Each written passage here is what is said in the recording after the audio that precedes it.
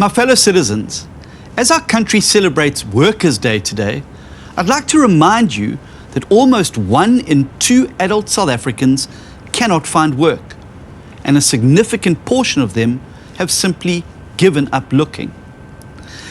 That is a crisis that dwarfs anything else our country might face today.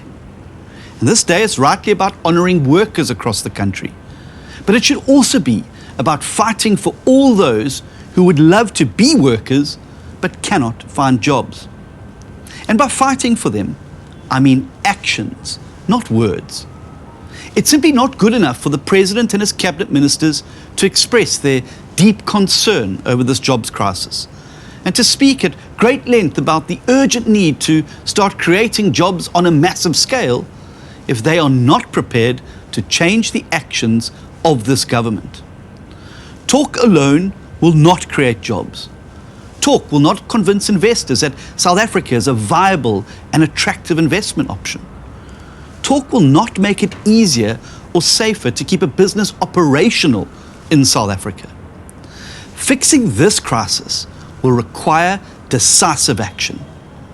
The people who create jobs, from the owners of large multinational corporations to small micro-enterprises, base their decisions on whether to start a new business, expand an existing one, or to keep the doors to a struggling one open on rational factors only, not on the words and sentiment of leaders.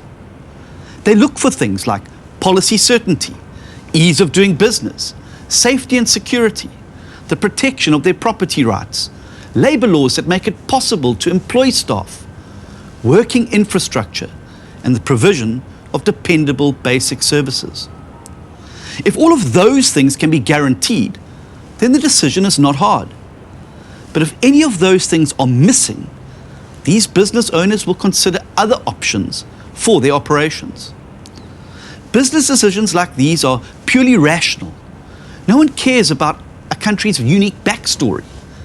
All that matters is whether it is feasible, profitable, and safe.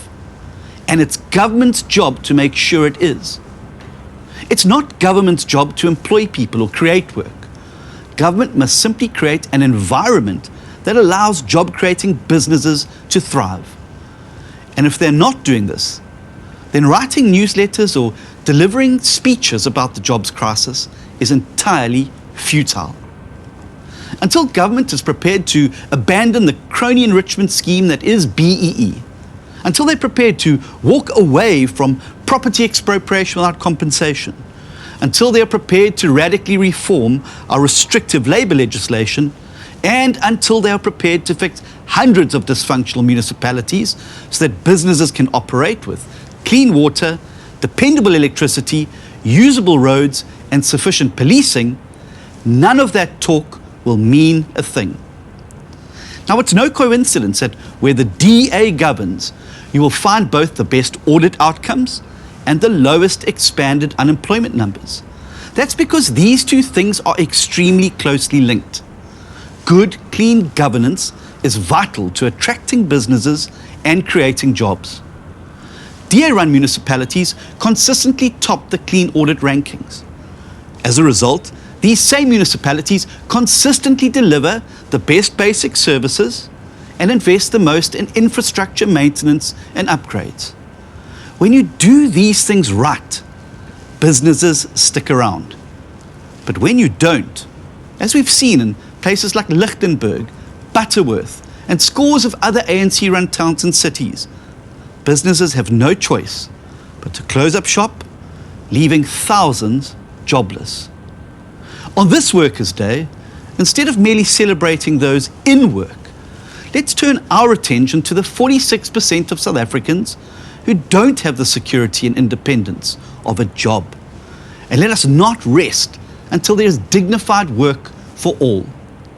If this ANC government is not prepared to make the changes needed to achieve this, then let us replace them as soon as possible with a government that understands the importance of jobs and what it takes to create them. Thank you, and have a happy Workers' Day.